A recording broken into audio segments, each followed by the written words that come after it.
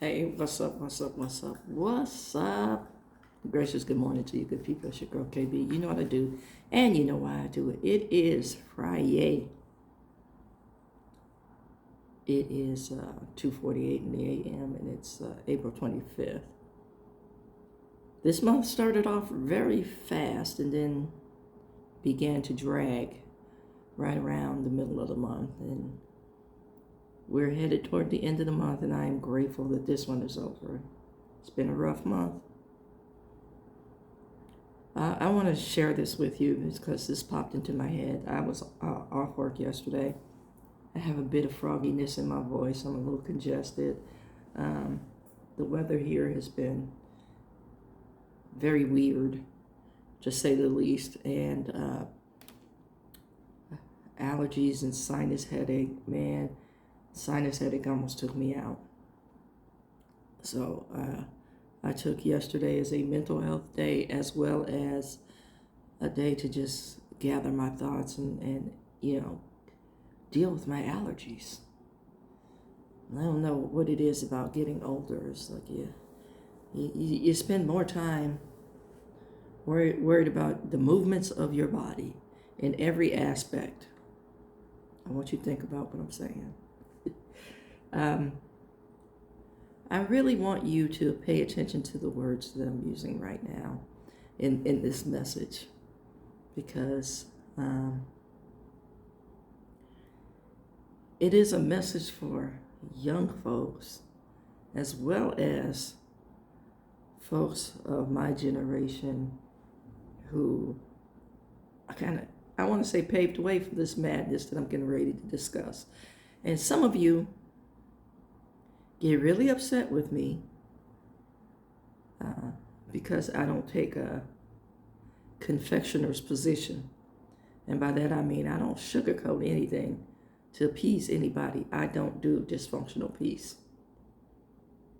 I don't do passive aggressive communication. Say what you mean. And some of you say, well, all you do is aggressive communication. It's only aggressive because you don't want to deal with it. Because you have adopted and accepted the dysfunctional piece. And for me, you've heard me say this repeatedly, I call a thing a thing.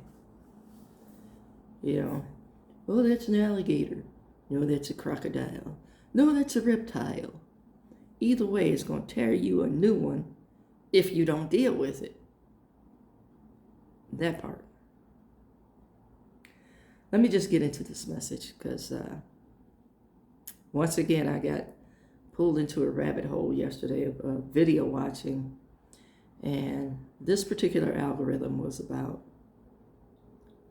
coupling, Netflix and chill, relationships. It started with a little blip about Mr. Big Burly Shannon Sharp. Now, if you recall, a while back, Mr. Sharp made the mistake of answering his phone and not turning it off. So him having sex with someone was recorded live on the air. And they did the Boys Will Be Boys spin. And it's funny because that happened shortly after the comedian Cat Williams questioned his sexuality. So we went that route. Now, I believe Shannon, maybe in his late 50s, early 60s. I don't know. I'll have to check his age. But he's being sued for, I don't want this filtered, some improper relations and relationship with a 20-year-old. Now, for me, being my age, I can say someone 20 is cute. I can say someone 20 is fine, but I will only say that amongst my peers. And I'm not looking to connect with a 20-year-old. The only thing I can do is probably lecture about life. We have nothing in common.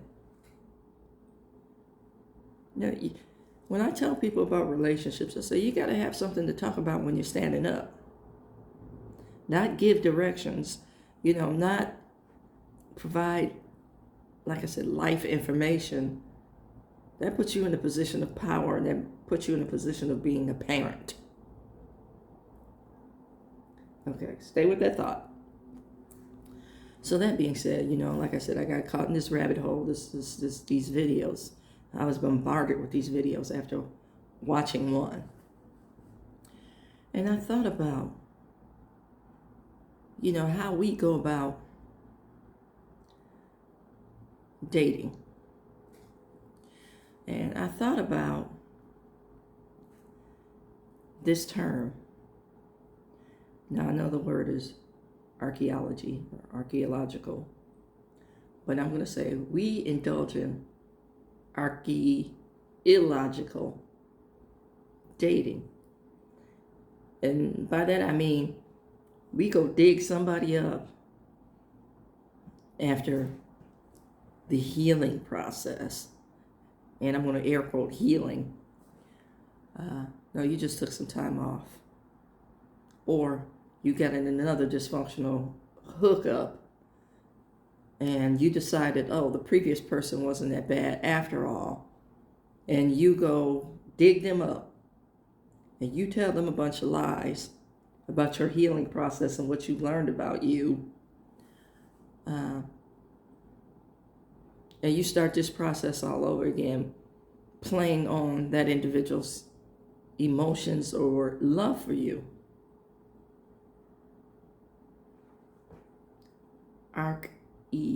Illogical dating. And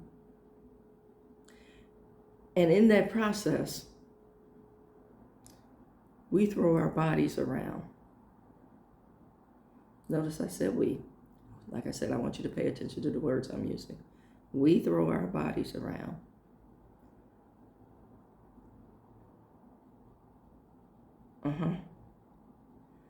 Like we're playing craps.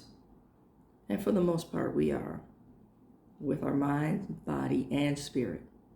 See, nobody ever speaks of the spiritual aspects of the hookup.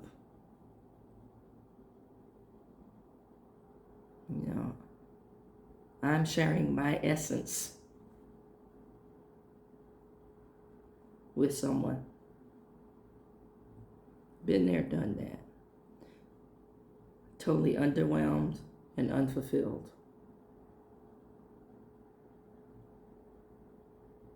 That part. And in that sharing, you're left empty. That part. You're left empty because you're giving so much of yourself to placate somebody who is in their dysfunction. And we want to call it a relationship. That person is utilizing you and your resources for triage. Oh, I'll patch you up and you'll feel good for a little while.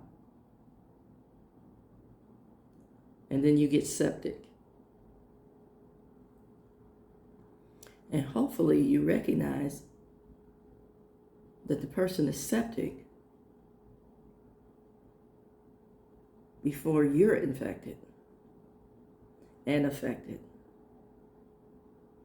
I once had a person in my life refer to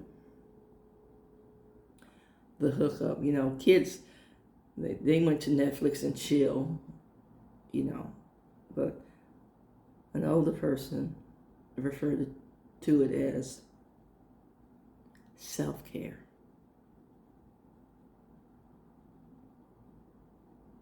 That is the most selfish process, because while you may be sharing yourself, you don't care about the other individual. It's about meeting a need. It's about the lack of self-discipline, the lack of control. And then buying into the lie that, I have this autonomy and agency with my body. Yes, you have free will, and yes, you have free choice. But is it a healthy choice? Is it a wise choice? Now, herein lies the rub for me.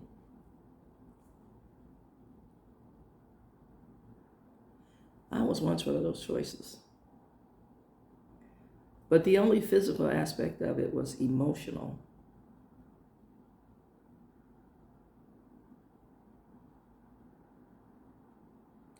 And the damage was done.